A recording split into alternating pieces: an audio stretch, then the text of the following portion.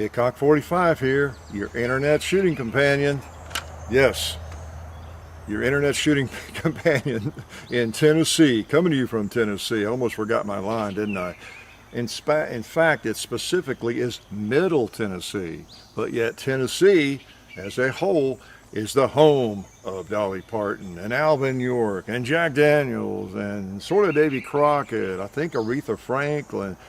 Somebody told me Isaac Hayes. I mean, there's a lot of people that have lived in Tennessee, and we appreciate all of them being here or having been here. Even Elvis spent a lot of time here, even though he's from, guess where? Mississippi, I think Tupelo.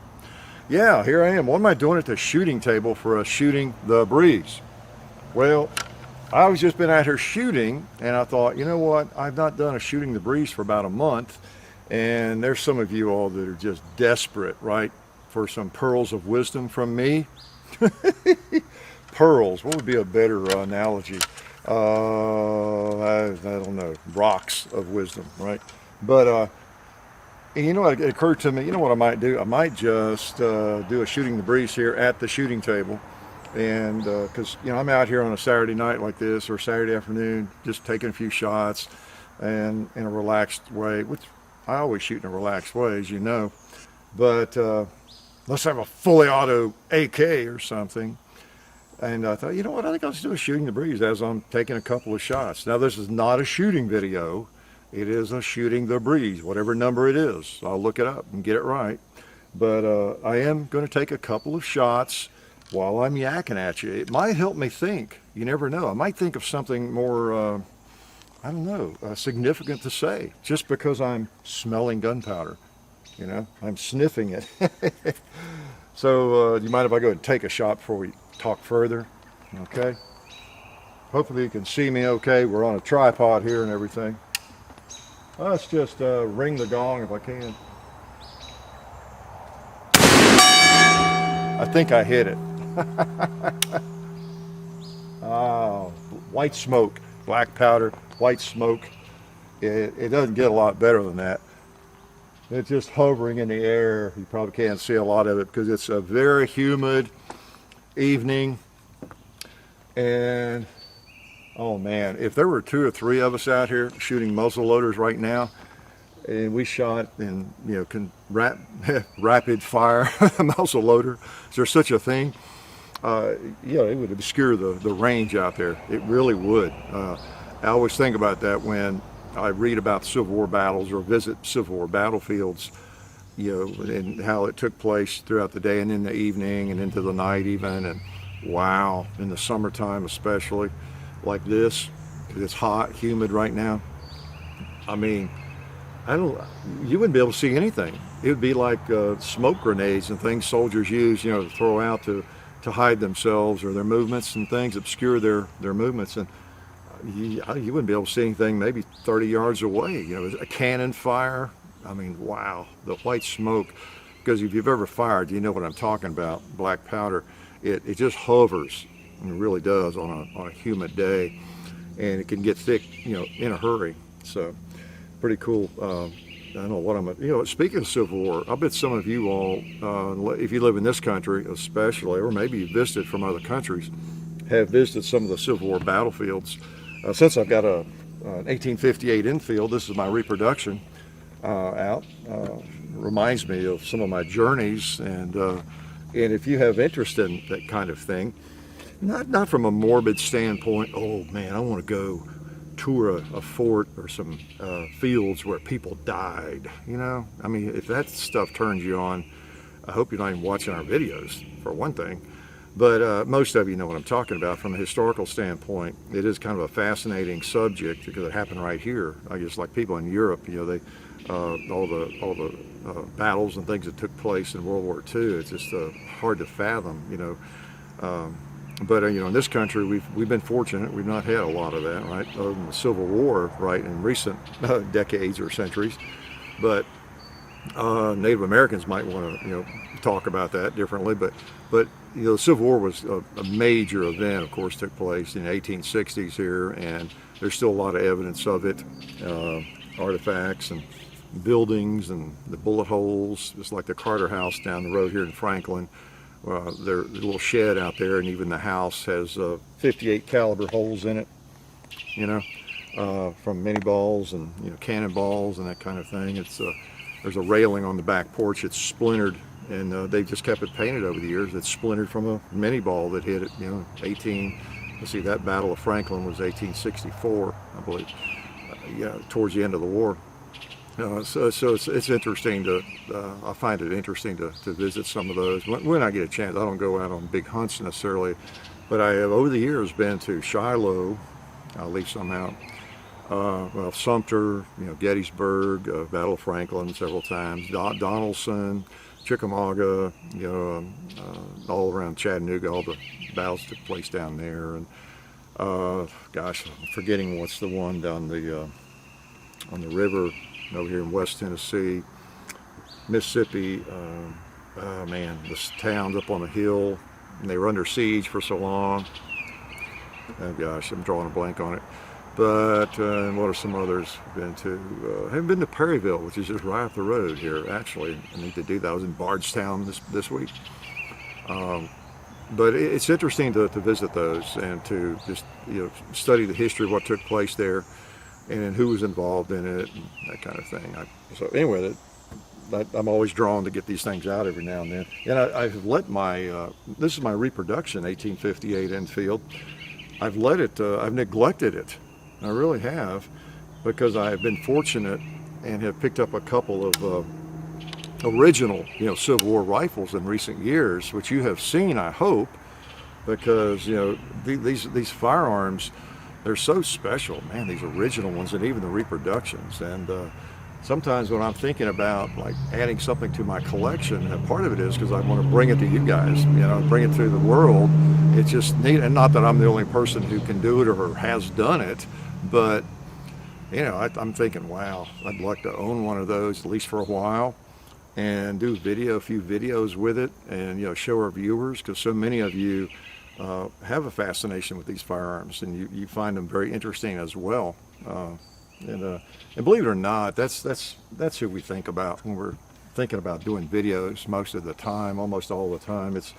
It's the people that you just enjoy firearms, you know, and we know that you would find it many of you would find it interesting, you know. There's always going to be a hater or someone, you know, going crazy over something, you know, that you can't gear what you do to that, or you end up with a stupid channel, a stupid endeavor, a stupid approach, you know, if you're thinking about that. So we are fortunate in that so many of you, the overwhelming percentage of you, are people that just like firearms, and you continue watching because at least you don't hate the way we do things. Okay, you would do it different yourself, and you could probably, you know, you'd love to change maybe some things about the way we operate. Everybody would, I'm sure. I'd like to change everybody, you know, the way they operate, so they do it right, do it like I like.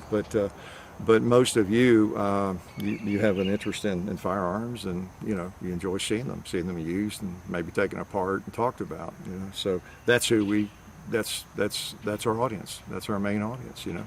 And then there's people all over the places along on that continuum. You know, some people that they just come for shooting. They want to see shooting, get upset if you don't shoot right away, and just keep shooting and do nothing but shoot, you know. So that's just the nature of the world, though.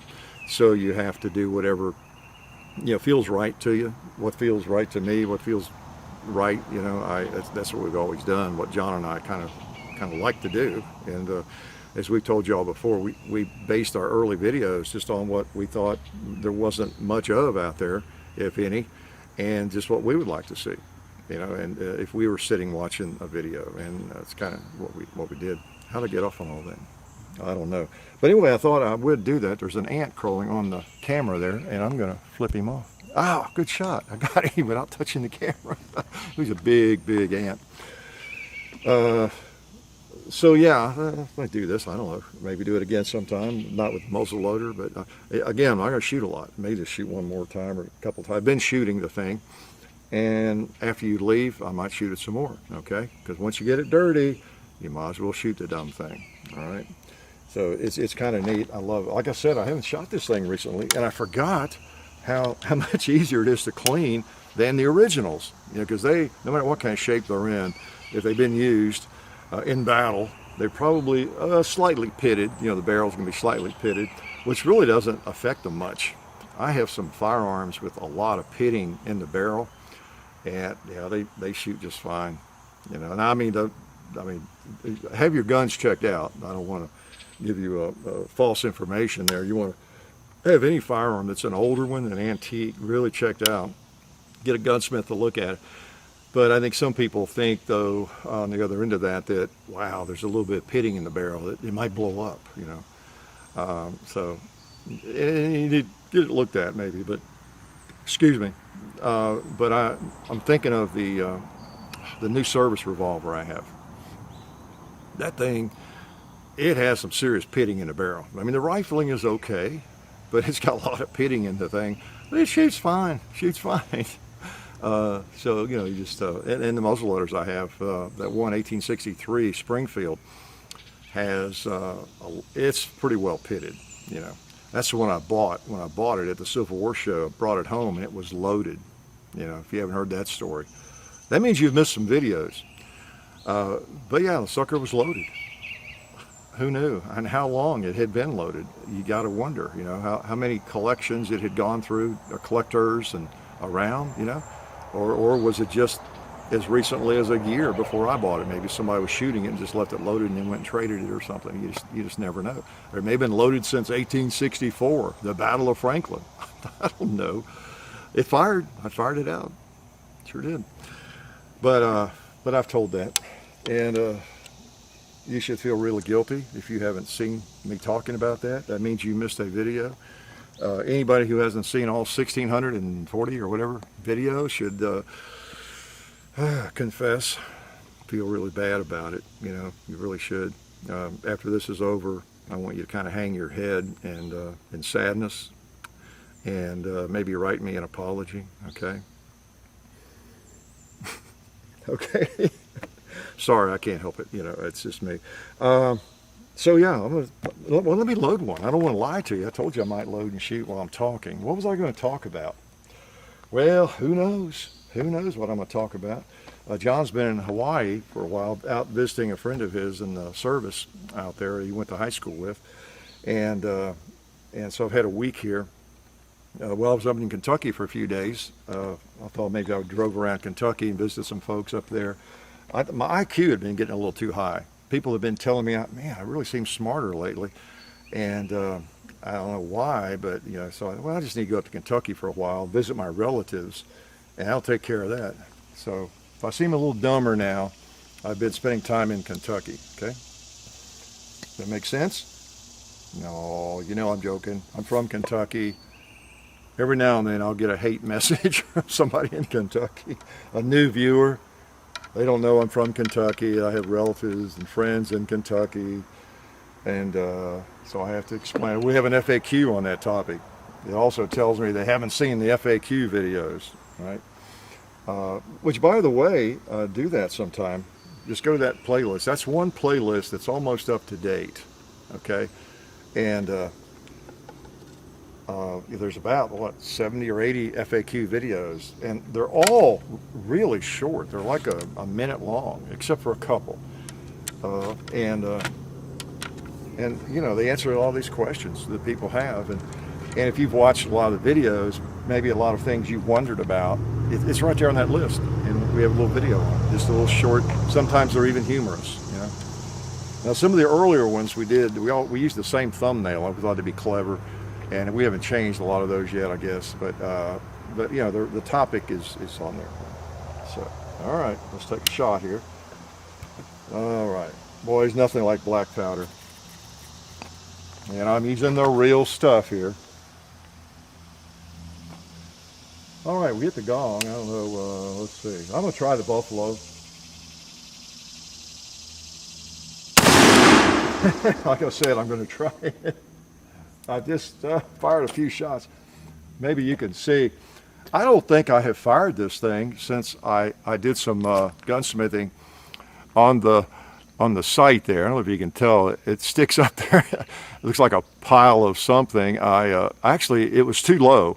I needed to raise it somehow or replace it. I said, you know what? Someone suggested some JB Weld and just build it up. And I did. And actually, I don't know, I'm not sure. I think I probably aimed a little bit low on that, but it seems to help. It really does. I think it's about the right height, because I have hit several things, plates over there and the gong, and without any trouble, kind of where I wanted to hit them. But black powder is fun, and it's special. As I preach to you all the time about that, I know, if you've never done it or tried it. So, but anyway, this is not a shooting video. Let's see, what are some things that I was going to talk about? Oh, by the way, I'm going to be in Tallahassee, if you're down that way, it's a big pro-gun rally at their, I guess, the courthouse or capitol in Tallahassee, Florida, on the 28th of July. They contacted me, you know, about it, and I looked at my schedule. I didn't have anything going on. I'm going to talk, but I'm going to speak briefly, believe me, because I sometimes get at these things and I talk too long, or I get to rambling. That's not going to happen again. So, 5 or 10 minutes, I'm gone, all right, off the stage. So I'll say a few stupid things, and but anyway, I just want to go. It's supposed to be a big one, you know.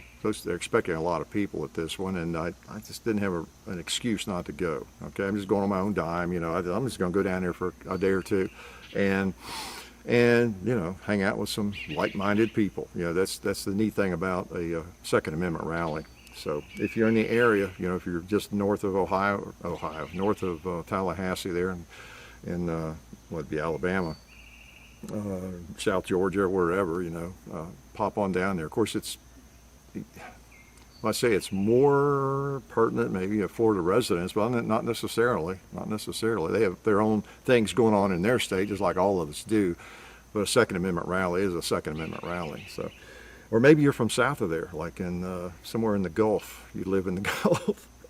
But I wanted to mention that. I don't know if we'll do another one of these before that. That's in about that's in about 28 days. I'm talking to you on the 30th, I think, of June. Well, I know I'm talking to you, but I think it's the 30th of June. I'm certain I'm talking to you. I'm not certain about the date. Now I am. It's the 30th, I think. Don't know when it'll get posted, but you'll probably see it when it's posted, right? So what else? I don't know. Well, again, I forget and don't thank you guys enough for watching. You folks over on the Gong Club, on the Patreon account, appreciate your support. Appreciate everybody's support, tuning in, continuing to tune in. All you new subscribers, you know, so many every day. You know, and I know it's tough because you come in and you see one video and you think, okay, that guy's an idiot, and you probably ought to watch about 10 videos before you confirm I'm an idiot, okay, or John's an idiot. You know, watch a couple of videos.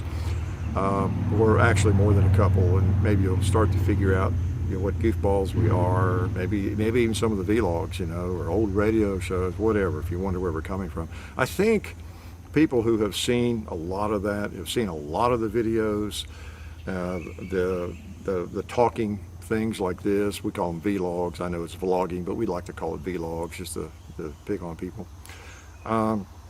We've done a lot of them together, and there's no big secrets where we stand on anything. You know, if you're kind of new and you're wondering where do you get those guns, I see those questions still. You know, or just anything about where we stand on an issue or whatever. If you really have watched a lot of the videos, you know, and you're less likely to go crazy over something that I might say or John might say in a vlog or something, because you know where we're coming from on pretty much everything. We both lean kind of libertarian. We don't get into party politics and all that, and we try to remain civil. You know, the term family friendly, I know, is overused. I mean, sometimes I get tired of hearing that phrase, but it really is what we like to do. It's part of our Second Amendment effort here, you know, in making the videos, and then making them so that everybody feels welcome to watch them. Okay, so those are 2 or 3 things there that we do for the Second Amendment. Okay, we want everybody, whether you're 5 years old, whether you're 3 years old, whether you're someone who's easily offended by language, whether you're someone who's not offended by anything, whatever. I mean, everybody should feel welcome watching our videos. That's what we mean for it to be, at least. And we don't want people who are my gosh, of any nationality or gender or color, whatever, to feel like they're not welcome, or political party, you name it, whatever it is. I have a low tolerance for bigotry. I just always have, really, and of any kind. You know, it's just amazing how some people think that they're so aware, like racially or something, but then they'll make fun of you because you live in the country or because you're old. I see stuff. It's funny. People reveal their bigotry. They reveal themselves, you know, occasionally in comments, and calling me an old, well, they'll call me an old racist hick living in the woods or something, you know. Why? Because I'm white and I'm an old guy and I have a lot of guns, you know, I'm in the woods, I'm shooting. So that means I must be a racist probably, right? So, I mean, these stereotypes, gosh, they're bizarre. I mean, it's not a lot, but you see it occasionally. But anyway, I have low tolerance for that, and we want everybody to be welcome and feel very welcome, because you are welcome. It's not a marketing plan. It's just the way life ought to be. You should feel welcome, you know, learning about firearms, or just watching us. You know, sometimes it's not educational, right? It's just us having fun or semi-entertaining, blowing up a watermelon or something. So anyway, we appreciate all of you.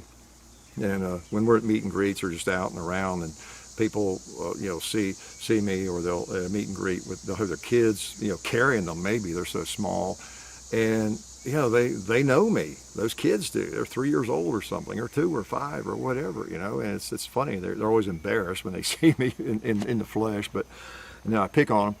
But you know, I just like it that they feel comfortable letting their youngsters watch the videos. That's cool. For one thing, they must not be afraid of firearms. They must like firearms, you know, and that's the first big step, right? A lot of people would, oh no, you let your child watch a firearms video, and then of course, then again, it's you know, nothing to be offended by. I hope, other than low intelligence, but most people aren't offended by that. It makes people feel smarter, you know. So I do a service there too. I make you feel smarter when you watch me, right? Although sometimes, you know, maybe it actually lowers your IQ if I'm too stupid. You ever watch a movie or a TV series, you know you shouldn't be watching. It's just so dumb, you know. And the old joke is my IQ just dropped about 10 points. There's a lot of TV like that, isn't there? Well, I was going to shoot a couple. Maybe I'll load another one. I don't know here. Let's see. Let it cool off, right? It really is cooled off. Let's get some powder in this thing. It really is fun just shooting, and I've been spoiled for a long time, since about 82 or 83. I bought a little place at 5 acres, but it had a hill, and it was a good place to shoot actually. And it was in south of Franklin, Tennessee, in Williamson County.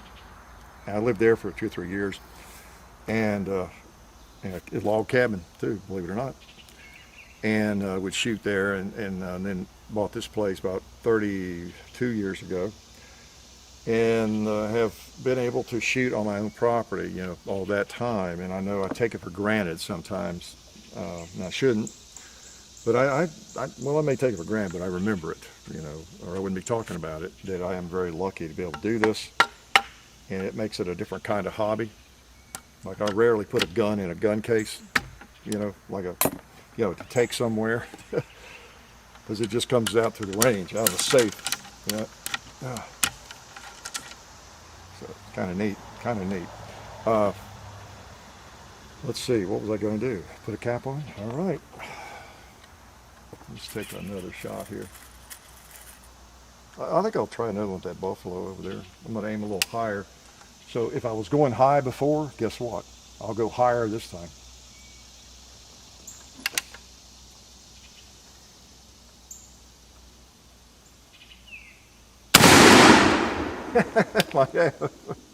That's funny. I was hitting stuff before the video started. Look at that hovering out there. Nice. But I mean, most of the time I hit the animals. In fact, when I kind of get it figured out, I hadn't been shooting the animals because I thought, well, I won't hit the animals. I'll wait until I might take a couple of shots at them in the video. And I was actually hitting smaller plates over there and in the gong, and it wasn't missing. So I was misled. So I'll do some more shooting after you all leave, and I'll tell you something else I do with black powder. Sometimes I'll soak it down with the ballistol I use, the barrel and everything. I'll clean it, pretty well, run a bunch of patches, soak through it, and spray it down in the nipple and soak it here, and then get it reasonably clean, and then make sure there's plenty of ballistol in there, which neutralizes the acids and all that kind of. It's not going to rust or cause any corrosion, in there. And then I'll plug up the barrel, and I'll leave it till tomorrow, and it's fine, and then I'll shoot tomorrow a bunch. I'll dry it out and shoot a bunch tomorrow, probably. And then I'll give a really good cleaning when I know I'm going to put it away and maybe not shoot it for a year or something. It's the way I operate. So, but it's fun. And I really didn't even mean to talk as much about the gun. I just wanted, again, thank you guys. You all are generally very, very civil. Obviously some haters come in, and you get all that stuff, and some of that's filtered out, but there's always haters on the internet. You're going to have that if you're on the internet. If you do anything on the internet, right? I don't have to tell you that. And if you have any kind of I don't know what you call it, public following or celebrity at all on the internet, then all that is ramped way, way, way up. But for the most part, we just appreciate having a civil channel. When you think about it, everybody has an internet connection almost, right? Everybody's sitting in their basement with an internet connection, and so it's a miracle that it is civil at all, anywhere. And of course, we try to keep it civil for the reasons I talked about earlier, because anybody can be watching. We want anybody to be watching, to feel comfortable. So that's a lot of our motivation for a lot of the things we do. We just feel like that's better for the Second Amendment, okay? And it's also kind of a natural way for us to approach it. It just feels like the right way to do it for me. It just makes sense. Social media is just such a crazy place. I've said many times I would just be as happy. I would be fine if there were other ways to do what we're doing and reach all of you. If it was on some site, I don't know what it was, whether it's on TV or whatever, as long as we had full control over it. But social media, the social media side of it is nothing that necessarily attracts me. I use it a lot. I even use Instagram and stuff that I post on Facebook. It posts automatically on Twitter. I never go to Twitter, but the stuff posts over there, and most of it's just reminding you of something we've posted, that kind of thing. And then of course YouTube. But with all the craziness that goes on all those social media platforms, it'd be fine with me if it was just on some channel, on cable TV, if we had full control over it and all of you would know about it. The thing about YouTube is people are searching for information. It's a resource, and that's how they find us. And so that's hard to duplicate somewhere else, because everybody searches on YouTube, on Google. And so that's why we're there. I don't get a big kick out of the craziness, on social media. And that's an all-encompassing term. I realize it. And I could write a book on it. It might all not make sense, and I may not be correct, and I might be off my rocker. But I do think about it and talk about it, with friends sometimes, and with you all. Y'all are my friends, aren't you? Please be my friends. Just the social media phenomenon. And if you're 12 years old, what's that mean? Everything. You grew up in a world of social media, or 20 or whatever.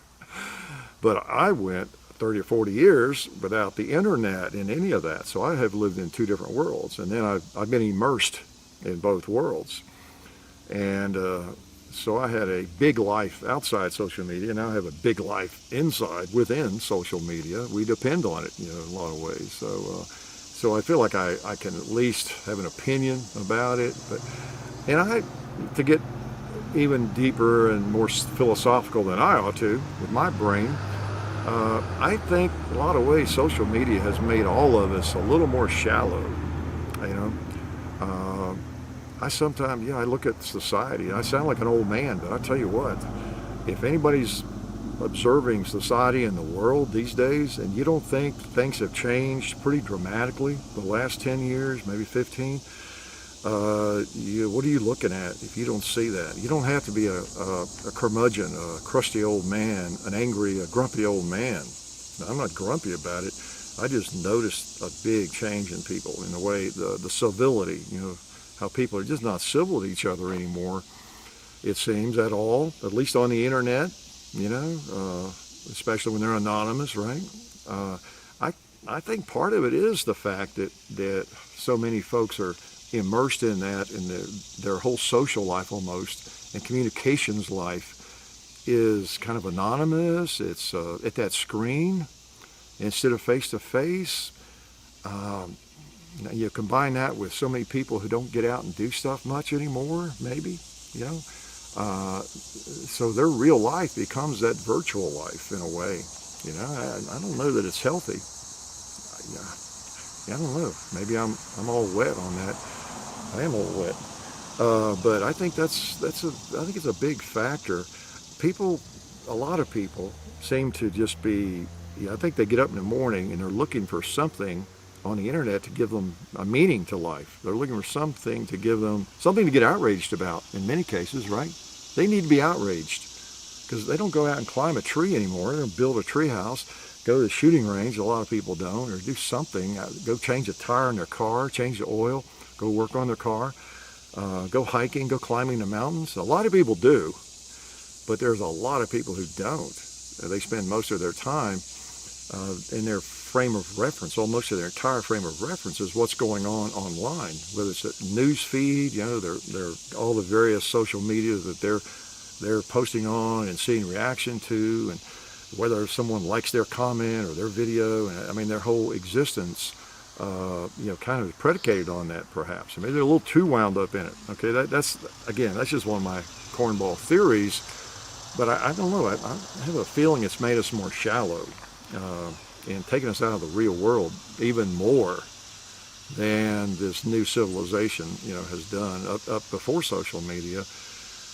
I don't know. It's kind of replaced the real world for a lot of people, I think. I don't know if that's just me, because I spend a lot of time in both, and I feel like I have an opinion anyway. Maybe it's not, well, it's valid because it's my opinion, right? So, I don't know. I just wish more people would get a life. We hear that phrase a lot. It's an insult, of course, when someone tells you to get a life. But I think there's some truth in it. More people need to get a real life, plan some stuff outside, shut down all the social media for a day or most of the day and do something different. Go shoot a muzzleloader and don't even check your email or messages for a while. I don't know, maybe it would be a good thing to do. So I think it's had an impact, and not enough people are out there doing something in the real world, so anyway. But now that's not to say I don't want to, be hypocritical, because I use social media, and I even tune into it when I don't have to. When I'm walking, or I don't run much anymore, but when I'm walking or out around the place on my bike, or even on the tractor. It's hard to do on a tractor, but when I'm around doing stuff, maybe something's not exciting, spreading gravel, or mowing or something, I'll listen to a podcast. And sometimes even a video without looking at it. Just listen to it, on my phone, plug an earphone. But there's such a thing as listening to a video. And, there's good stuff out there. You just have to find it, right? Of course, it all comes down to opinion again. What one man, woman thinks is good stuff, I don't maybe. One man's trash, another man's treasure. But there's good podcasts out there. I search around, and I'm not going to start plugging different podcasts, so I'd leave out a bunch. But I bounce around, the Firearms Network, or, Gun Talk with Gresham, or whoever, if I want to hear something about firearms, or Joe Rogan even. If he's got somebody, he's interviewing that I'm familiar with, or somebody I think is interesting. So there's a lot of good stuff. There's some really intelligent stuff. In fact, there just is. But it's a double-edged sword. There's a lot of stupid stuff, brainless stuff, shallow stuff, maybe even destructive, stuff. If nothing else, destructive to our mentality, or our attitude, or our intelligence, our IQ. I don't know. I like a podcast where people are talking about something I'm kind of interested in, and they're not trying to get a laugh a minute.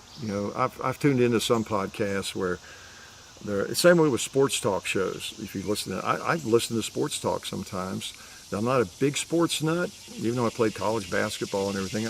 I listen to it occasionally. Some NFL, interested during playoffs, see what's going on, and NBA playoffs and trades and stuff. Like right now, where's LeBron going and all that. I listen to different things like that. And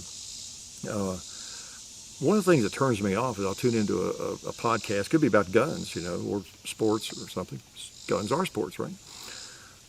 And there's 3 or 4 people, and they're just yucking it up, and they've got all these inside jokes, and they all sound alike. And you go to a different podcast, and it's kind of the same thing. And I'm like, okay, when y'all gonna have a discussion about something that's interesting? It's like they're just having a party, and you joined in to the party, and if you're not one of their buddies or something or know them personally, it's like there's nothing there of value. I think sometimes people get carried away in videos or podcasts or anything like that.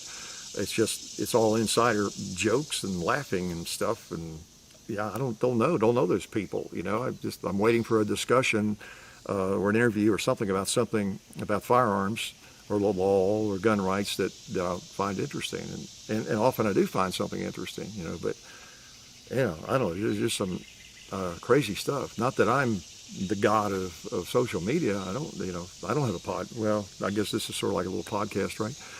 But and of course I talk about brainless stuff, so who am I to criticize anybody? But if all you're doing is a podcast and that's it, and it's on some topic every week or whatever, have some information, and preferably some information that's not just every time you have a new show, it's just another advertiser that you're interviewing for an hour and a half, But sometimes even that can be interesting, but it's, I don't know, I'm hard to please, I guess, Well, there's so much out there. There's so much out there.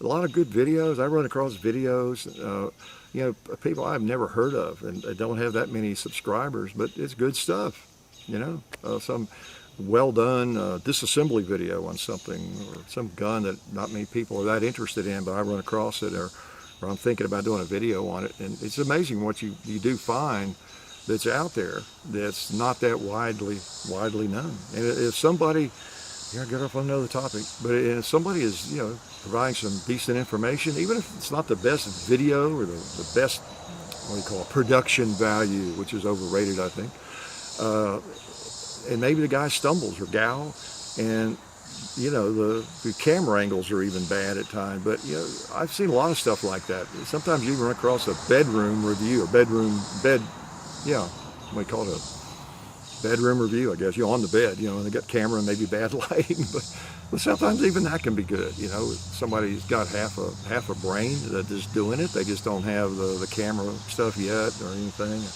So, there's a lot of good stuff out there. I turn off, sometimes I'm turned off podcasts or videos, people that spend half their time with self-serving comments about how they're the ones who are doing it the right way, that it's like, okay, let's go somewhere else. That's just really the turn off for me. I just like a video, even if it's a poorly done one in a lot of ways. These provide some information, and they seem like they're enjoying what they're doing, and they're halfway sensible, and they're not trying to preach about how they know everything, nobody else does, or whatever. But anyway, there's a lot of good stuff, and I know you all find it. You probably find it more than I do, because I am pretty busy when I'm online. I'm on there a lot during the day, and I'm also out here a lot during the day. I refuse to let it dominate my life. I just am. And if you're ever mad at me because I don't answer your Facebook message or YouTube message or whatever, just remind, I probably read it, I probably saw it, and I answer as many as I can, but I get outside. Things to do like this, I wouldn't be who I am if I had grown up, or if I developed a habit even at my age of just being on the computer all day. I wouldn't have a life. Like I say, get a life. I do have a little bit of a life, and I'm proud of that.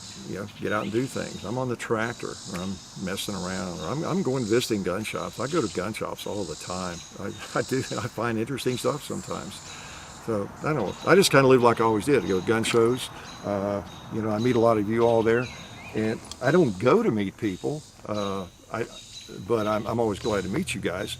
I just go because I like to go to gun shows. I always have done that. Anybody who's known me since the early 70s will tell you if there's a gun show that weekend or whatever, yeah, I'm probably gonna go see it. You know, just what I do. What else can I bore you with? You know, we've had, of course, some active shooting, right? The active shooter phrase. One of those phrases, isn't it? I'm an active shooter, you know, but still, we got to have something to call these people, and you know, the police and everybody, authorities have to have some phrase, you know, to identify, you know, there's an active shooter in some business or school or whatever that lets everybody know what's going on.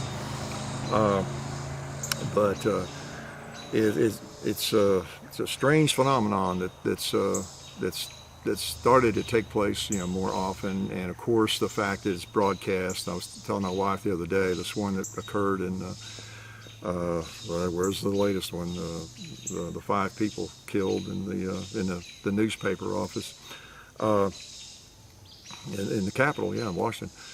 No, it was in Maryland. Yeah, excuse me, Maryland. You know, as we were watching the wall-to-wall coverage of that, I thought, wow, you know, I don't know how you stop this, but this is like one gigantic 4-hour advertisement, you know, for people who are unstable, you know, and I don't know what you do other than you just don't broadcast it, you know, but boy, I was thinking that right now there's somebody sitting around and they're unbalanced, they're pretty unhinged, maybe depressed, or who knows what kinds of anti-anxiety medications they're on, or what their childhood was like, or you know what's going on in their brain, and they're watching that and they feel like nobody pays any attention to them. You know, man, tomorrow morning I could be the subject of 10 hours of news. You know, that's weighty stuff right there. You know, that is. I don't know what the answer is. I know that it seems like they're less and less often throwing the person's name out there, and that's a good thing. But I don't know. We may have to look at that big picture and quit giving so much publicity, you know, to it. You know, so it's a sad thing. You know, and of course, as we all know, if you're watching this, it's not a gun problem. It's you know, well, the last couple of big ones, it was the freaking shotgun, right? Pump shotgun, a revolver, you know? I mean, it's, you know, you could just almost feel the media. They were asking, screaming, what kind of gun was it? Do you know what the weapon was? What the firearm was? You know, they're just dying to hear, please be an AR-15.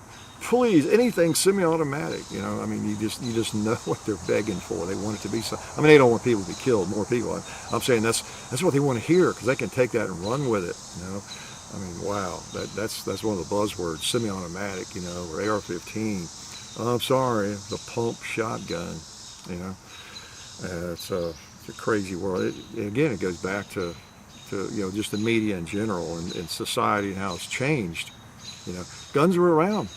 Yeah, my gosh, what the Browning high power, high capacity, semi-automatic pistol, the Browning high power, 1935, I think that thing came around. Yeah, I could have bought some of those when I was a teenager. Well, if I'd had the money, could have gotten a hold of one. You know, could have traded something. I could have bought one. I could have worked and, you know, saved my money and, you know, sacrificed something else. I could have bought one when I was a teenager, probably, you know, somehow. But, you know, I mean, those things are available, those guns, semi-automatic technology, automatic technology, been around since the late 1800s. And the guns have been there, you know, they've been there. I had guns hanging on my wall, as most people I knew, you know, in the 50s and 60s, young people. Yeah, just it was almost unheard of. So, you know, it's not a gun problem. You know, we had millions of guns then. It's something else. You know, I don't know what it is, but I think it has to do with the societal changes. You know, we could probably list about 100 things that we could all put on a piece of paper. Okay, what were the top 100 reasons for this big change in society? Some would dwell on religion, others would dwell on, well, whatever. We could come up with probably 100 different things, video games, whatever you want to blame it on. We could probably make a big long list of 100 items. And maybe they're all responsible. Maybe every one of those items is 1/100th responsible. I don't know, you know. Makes for great fodder for articles and pontificating about what the real cause is and what it might be. But it's definitely not the guns. They've been here forever. So I don't know. We talked about it probably too much, but and I don't know what else to say about it. I have no wisdom about it other than it's sad, and I don't see it changing dramatically unless we harden these targets. I think it's obviously in the schools, which we should have done a long time ago, and maybe wherever people gather, we just need some security around there. Groups of people. We've been living kind of a phenomenon in this time period of the planet and society in this country. It's been a strange phenomenon that this has not started happening until now in some ways. I don't know. You got groups of people all over the place in gun-free zones or unarmed. Lots of them everywhere, every day, meeting. And there have for a long time been people who are totally unbalanced, depressed, who would like to make a splash, would like to be famous, infamous. So all of that has existed, and now that it's happening more often, maybe there's a lot of eyes opening up. Somebody, I'd like to be famous too. I'd like to be in the news. Nobody likes me. Nobody wants to pay attention to me. I can't get any attention. I don't know. So I'm just rambling, but anyway, it's a sad situation. As far as gun rights and it relates to that, it's not a gun issue. Stay strong.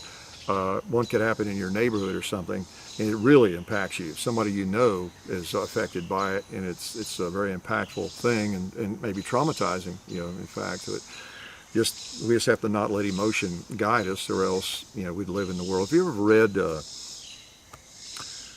oh my gosh, what's the book? We read it when I was teaching. Oh, Lordy. It was even in a movie. In the last couple of years, it was a movie version of it. I can't believe I can't think of that book. Kids loved it. Anyways, about this utopian society, where they've taken away everything. The Giver, The Giver. And, in a world where you can't even have fire, you can't even have candles and all that kind of thing. And everything is so safe, everything's been rendered safe. But if you've not read that, it is a middle school or a high school book. It's really good. It'll make you think, about all this thing and where we're going. In a lot of ways, that book is about us and our society and what a lot of people and politicians would like to do to our society. That's for sure. So I'll take my chances the way it is. So anyway, that's enough on that. Active shooters, it's getting to be an issue for sure on a more regular basis, it seems, and I don't know why exactly, and you probably don't either, but we all have our opinions. What else before I let you go and shoot some more, okay? Well, we've been doing some interesting firearms as usual. John's been out of town, did I say that, for last week? But we've got the Smith & Wesson Tr8 you all have been requesting, and black powder residue. And that's a neat little revolver. Can't believe I had never held one. Holds 8 shots. It's an in-frame 357. And, it doesn't look like your grandpa's Model 27, that's for sure. But it's a good shooter. What else have we done? I got out the PS90 the other day. A little action. Hadn't fired that thing in a long time. Gosh, I don't know what else. You got let's see, that you've not seen maybe, and we'll see before too long. A Henry 327 Federal Magnum. Yeah. And I think got some other guns. What do I have coming in? I ordered one from Bud's just yesterday. What was it? I forgot. But anyway, we're doing some of that. And several guns you've not seen for a while. We'll be doing some Chapter 2s and long-range stuff maybe. Who knows? I think John's going to get the Draco out this week when he gets back. We're going to do a little damage with that thing. So there's always some shooting to be done. And we don't mind doing it. We will we'll do it for you if you can't get to it yourself. Yeah, we will. But we just enjoy it. This has been so much fun getting this thing out, and I will shoot it more tomorrow. What else did I had a magazine. I got this just yesterday. I thought I'd bring it out. Muzzle blasts. I sometimes do a little promotion for the National Muzzle Loading Rifle Association. Not that I get anything out of that, but I've been a member for a long time, and go up to Friendship, through the shoots. I've not been to the one out west, the big shoot out there, but the big one in Friendship, Indiana, I go to generally once a year, and I enjoy that because I like muzzle loaders. I'm not a total muzzle loading nut. I've never even shot there before, but I like to go, and it's a good place to. I bought this rod there, and probably everything you see except for the rifle. The mini balls I pick up there. It's a great place to get supplies and see people shooting some of these. And I've never been interested necessarily in competing with them. I enjoy shooting them. That said, I better get the sights figured out on this one before I go to a competition, don't you imagine? So I can at least hit a big buffalo. But if you ever have a chance to go up there, you ought to do that. It's great. The old knives and all the primitive stuff, there. And there's even a flea market associated with a big flea market. It takes place the same weekend. It runs through 2 different weekends. Look on the website, you can see there's another one coming up in September. I missed the one in June. Kind of wanted to go, but didn't go. So I'm going to try to make the one in September. And I don't know what else is going on I could bore you with. Like I say, it's just shooting the breeze and trying my best to bore the heck out of you, right? Nothing useful, really. Maybe if I thought about it, maybe there's something useful. I don't know where the kitty is. He's out there. He was up there hunting up on the other side of the driveway. He's not going to make an appearance because when he hears shooting, he doesn't. He sort of goes the other end of the house, which is best, and hunts for mice up there and whatever varmints he can find, ground squirrels. It's so funny. He's such a sweet cat. You almost can't sit down in the house. When he's in the house, he's up in your lap, just sitting there, letting you pet him, just a big old furry thing, big old teddy bear. You let him out of the house, and he's out there stalking something, ripping the head off a ground squirrel. It's a little scary, I keep my eye on him when he's in my lap. You're like, okay, now, you okay if I rub your head a little bit? You're not going to chew my finger off for you in about half a second. But anyway, appreciate you guys watching and tuning in, and your support. We appreciate, of course, our supporters, our official supporters and sponsors, over at Buds and Federal and SDI and everybody, the NRA, and it just helps us do what we do. It really does. And speaking of NRA, I hope you're doing something in that regard. The pressure is constantly on. Again, as I've always recommended, join NRA. Everybody most people who've been around firearms a long time know the ins and outs of it. They're a member of the NRA. And then they join from there on, and they're members of 2 or 3 or 4 or 5 organizations like I am. Okay, now if you're an NRA hater, you're just totally convinced they're responsible for all the gun laws that have ever been passed, and there are people who think that. Then go to the others. Do something. Okay, and in that regard, as much as you can. And you'll feel better about it. You're doing something there. Write letters, take people to the range. We can win this war. It is a war. It's a long-term war. Lots of little battles in it. But there's so many of us. Firearms are so mainstream, and they're becoming more and more mainstream. And we're just not as noisy, as the other side. They're the ones always marching in the street and going crazy and getting all the media attention because most of the media agrees with them. And so, but it comes right down to it. We who vote, and make a difference, and we actually pay memberships, and we're at the voting booths. We hopefully will always have the last word, but we can't rest easy and do nothing though. So if you're a young person, please keep that in mind. Study the issues and decide what you think about the issues. Don't be overly influenced by other people. You know, don't take what I say as the gospel or anybody else. You know, study the issues, study them for real. Get past that first line of information, and decide what you think about all of it, and then act. You know, support gun rights any way you possibly can.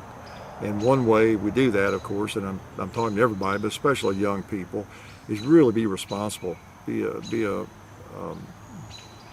a responsible citizen. You know, when it comes to firearms. I'll get a question sometimes from somebody. They'll tell me that, well, I'm 14 and I like guns, but I can't seem to get a firearm, or my parents are they hate firearms, and what you know, asking me what to do. Well, I stay out of those fights pretty much, but or someone even 16 or 18. But you know, my only advice is to you know, just be a responsible human being in whatever you're doing. Be a good student and be responsible, and you'll get your opportunity. You know, maybe you've got an uncle who is into firearms, and he'll take you shooting, you know, or somebody. You can't defy your parents, you know, but you know, work with them, show them what a responsible individual you are, and maybe you could get them to take you to a range where you could rent a .22 pistol and let them shoot it too, you know, or something. Just maybe convince them that I know you don't like firearms, but maybe you ought to just try one sometime, so you know what it is you don't like, or you know why they're unsafe, or you know why you hate them or something. Just one time. Say, I'll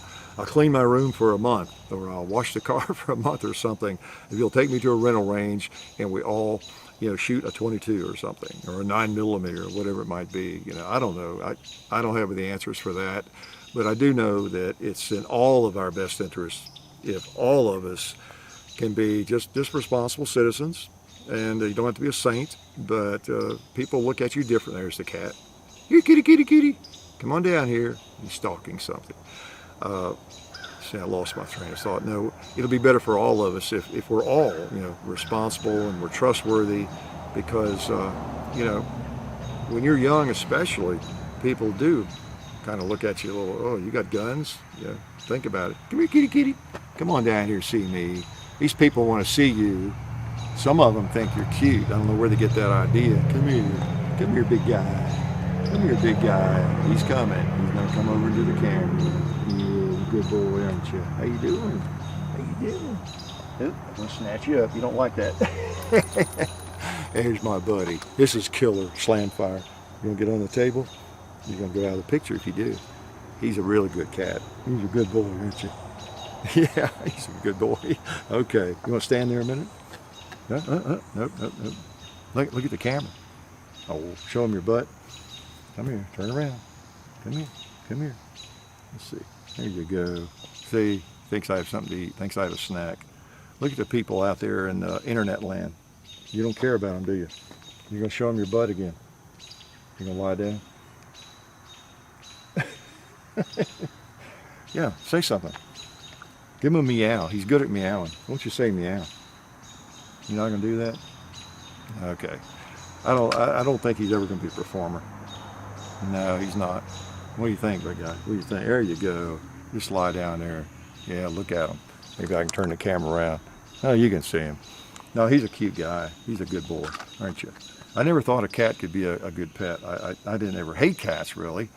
But I never had one that had come into the house. Once you have one in the house, they become a little bit different. He's in and out. He's both. So what are you gonna do? You see something over there? I mean, he's always hunting though. When he gets out, man, he is. If he's outside, he's stalking something. He's looking for a mouse, aren't you? Pretty smart. Yeah. There you go. Look at the camera. See those people watching you? Some of them are cat haters out there, and they're thinking, oh my gosh, I'll never watch another Hickok 45 video, especially a rambling shooting the breeze. No, I appreciate you all watching and your support. And it's fun for me. I know it's kind of boring for you, but I like to do this occasionally and just humor me, you know, and I'll do it occasionally and just randomly talk about stuff. Nothing too important, although a few things I talked about are important issues. You may not agree with me on them all, but they're important issues, I think. So things to think about, and hope you get a chance to shoot soon, because you need to be doing it, really. It's good for you. It's good for your health, all right? Life is good. I'm going to turn you off, too. Life is really good.